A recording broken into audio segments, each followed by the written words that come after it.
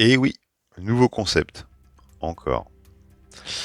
Alors, principe de team de film. C'est de présenter deux films qui ont un sujet commun, on va dire, mais qui sont différents par certains aspects. On va commencer par L'ombre et la proie, The Shadow and the Darkness en VO. Ça a une importance parce que The Shadow, donc fantôme, et The Darkness, ténèbres, c'est les noms qui ont été donnés donc de Lyon, de l'histoire vraie. Parce qu'en fait, là, vous avez deux films. Donc, vous avez l'histoire incroyable mais vraie à gauche, et l'histoire invraisemblable mais fausse à droite. L'ombre et la proie est tirée d'une histoire vraie. Donc, réalisé par Stephen Hopkins, qui a notamment fait le très bon Predator 2, en 1996. Donc, avec Val Kilmer et Michael Douglas.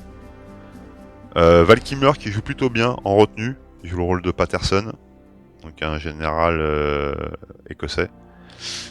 Et Michael Douglas, lui, en fait des tonnes, en mode Crocodile Dundee. Et son personnage, en fait, n'est pas vraiment réel, parce que dans la réalité, le chasseur qui a été engagé donc, pour tuer les deux lions est mort assez rapidement, et donc n'a pas eu de poids sur l'histoire. A contrario, Patterson, lui, a tué finalement les lions, quoi. Donc je vais vous donner le pitch de l'histoire vraie et donc du film, parce que c'est une adaptation assez réelle. C'est donc le général Patterson, un Écossais, qui construit des ponts et qui est envoyé à Tsavo pour construire un pont, c'est la fin des années 1800, pour construire un pont sur une rivière de Tsavo. Malheureusement, il va s'apercevoir qu'il y a deux lions en fait qui sont en train de terroriser tous les ouvriers qui travaillent sur le chantier. En fait, ils tuent des gens. Le nombre de victimes à peu près entre 35, c'est avéré maintenant 35, entre 35 et 140, hein, suivant les estimations, on va dire. C'est un cas assez unique, mais pas que, parce que ça arrive assez. Il y a eu d'autres cas, c'est arrivé aussi dans d'autres pays, que des lions mangeurs d'hommes fassent des centaines de victimes, hein, sur des dizaines d'années.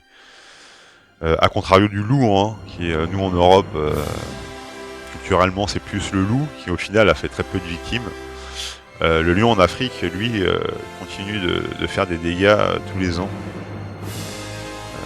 C'est vrai que l'être humain, à poil dans la savane, durée de vie 30 minutes. Donc c'est un des rares animaux qui continue à nous tenir tête et qui nous considère comme des simples proies. Il se pose pas de questions. Donc pour le coup, ça a un véritable impact et on se rend compte, moi ce film-là, je le connaissais pas, je l'ai découvert que très récemment. Et l'histoire m'a captivé, hein. Alors c'est une histoire vraie certes, mais vu que le film est très bien réalisé, notamment tout ce qui est les scènes d'action, les effets spéciaux, très réalistes. Alors ils ont dû utiliser quand même souvent, j'ai remarqué, des vrais lions, hein, dressés et tout, donc ça joue forcément. À savoir aussi que les lions utilisés dans le film ont des crinières, alors que les vrais lions de Tsavo n'en ont pas, hein. C'est quasiment une sous-espèce de lion, hein, les lions de Tsavo. Ils n'ont pas de crinière. Ils ressemblent à des lions en fait, mais ce sont des lions. Donc voilà, donc Patterson va se mettre à chasser les lions parce que les ouvriers au bout d'un moment vont vouloir arrêter de travailler, donc il va devoir tuer les lions pour pouvoir réussir à accomplir son œuvre. Et donc au bout d'un moment, il va avoir affaire à Michael Douglas qui va venir l'aider. Et donc voilà. Donc, très très bon film, très bonne surprise. Une OST géniale qui vraiment aide à l'immersion. Et une histoire, des personnages qui jouent globalement très bien. Même les personnages secondaires sont tous très intéressants. Il y a notamment un Indien, je crois que c'est un Indien, qui a un visage coupé à la serpe. Et qui est un des premiers, je crois, à mourir d'ailleurs. Et lui, dès le début du film, ça m'a fait penser un peu à la scène de Predator, quand l'Indien, non, le Mexicain, se retourne, bon, a compris un peu à qui... c'est le seul mec de la bande qui a compris ce qui se passait à peu près, et il décide d'affronter euh, l'animal tout seul, quoi. Et il y a une scène comme ça au début avec cet indien, avec ce visage coupé à la serpe, là, qui regarde la savane. Alors, le film porte bien son nom, parce qu'il y a beaucoup d'effets d'ombre, aussi de vent dans la savane. C'est assez bien foutu. Hein, comme l'ombre d'un aileron d'un requin dans l'eau, on peut faire des rapprochements avec les noms de la mer. Et ce mec-là, oui, il y passe tout de suite, quoi. Donc le ton est donné direct. Tu te dis qu'il va avoir un rôle important dans le film, qu'il comprend un peu qu'il y a quelque chose d'étrange qui se trame, mais il se fait défoncer directement. Alors, ils le disent au début du film, hein, toutes les scènes, même les plus invraisemblables qu'il y a dans le film, sont réellement passées. C'est vrai qu'il y a des scènes on n'imagine pas. C'est-à-dire que le lion, par exemple, pour cette scène-là, le lion, il va y avoir du spoil, hein, je vous préviens. Mais le lion va carrément se servir dans la tente. Hein. T'as les mecs qui dorment dans la tente, le mec il arrive, le lion il chope un mec, donc le grand indien là. Il le traîne sur 500 mètres et puis il va le bouffer dans un coin tranquillou, quoi. C'est vrai qu'on a du mal à se rendre compte, on a perdu l'habitude, l'être humain, à force de plus être confronté à la nature, on a perdu la notion des choses. Et oui, face à un lion, un être humain, on a très peu de défense, hein. On est très fragile, on est une simple proie. Donc le film nous le rappelle très bien. Par contre, bon, malgré qu'il respecte quand même la culture africaine, c'est vraiment mis en perspective et c'est vraiment intégré dans le film. Il y a un grand respect du pays. De toute façon, Patterson aimait ce pays, il était passionné d'Afrique, des animaux, des habitants, des coutumes, tout ça. La problématique des animaux face à l'homme, en fait, hein, parce qu'en fait c'est un chemin de fer, c'est l'expansion de l'homme qui arrive en Afrique et qui se confronte donc à une nature hostile et qui n'a pas l'habitude d'être mis à mal comme ça. Donc tout de suite ils font passer, en gros dans le film, ils font passer les lions pour des démons sortis de l'enfer, quoi. Il n'y a pas ce côté questionnement sur l'être humain et on a forcément raison, quoi. Non, pas forcément. Enfin, dans ce cas-là, non. Même si les lions s'acharnaient vraiment sur les êtres humains, il y a des scènes d'horreur.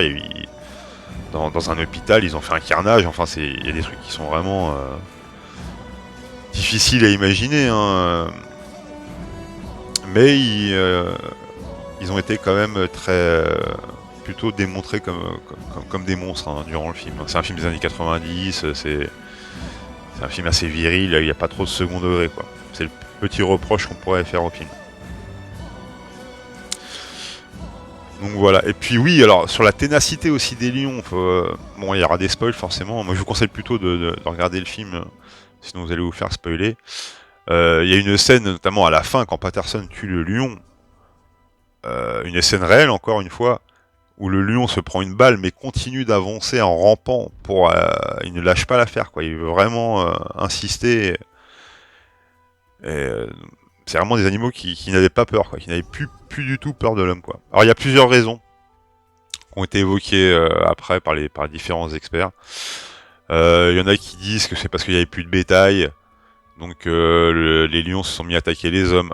Donc il y en a qui disent aussi qu'ils étaient malades, qu'il y a des problèmes au niveau des mâchoires, au niveau d'abcès dentaires aussi, donc qui se mettaient à attaquer des proies plus faibles. D'ailleurs, ça c'est assez récurrent dans les différentes attaques de lions à travers l'Afrique. Il y a toujours un peu ce côté-là des lions un peu faibles qui en fait se rabattent sur l'homme, comme parce que ce sont des poids plus faibles que, je sais pas moi, un zèbre ou un buffle ou que sais-je, quoi. Donc voilà. Très bon film. Bon, alors après, non, il y a son pendant à droite, hein. Predator. Prooi en néerlandais. Réalisé par Dick Maas, hein, qui a notamment fait L'Ascenseur et Amsterdam. Donc là, c'est un film, c'est un peu à l'inverse, hein, c'est un film plutôt un peu popcorn, un peu fake. Lion en CGI. Et on est plus proche du nanar. Mais il y a quelques scènes quand même, il y a quelques plans qui font plaisir. Il y a notamment une scène, je pense que je vous la mettrai parce que je pense que c'est la scène du film. Sûr de vouloir faire ça. C'est le seul moyen. C'est moi sa cible. Oh, Lise, je peux te demander une faveur. Quoi? Est-ce que je pourrais te voir toute nue une dernière fois, s'il te plaît?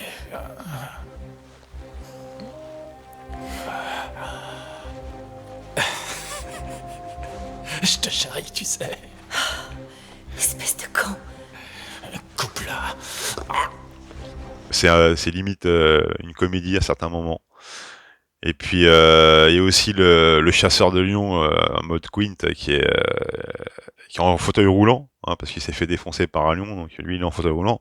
Mais attention, un fauteuil roulant de la NASA, donc hyper speed et tout, donc ça donne lieu à des scènes de chasse entre un lion et un mec en fauteuil roulant assez marrantes.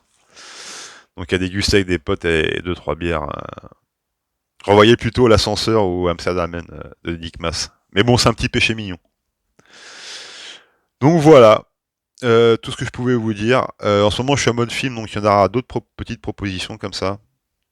Mais vraiment, petit coup de cœur, voire gros coup de cœur pour L'Ombre et la Proie, pour le film et pour l'histoire aussi, malheureusement, dramatique qui a vécu cette ville.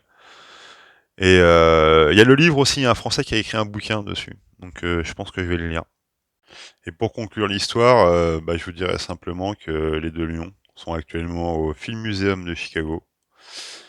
Et ils sont exposés empaillés. Euh, ils ont été restaurés, mais dans des conditions difficiles.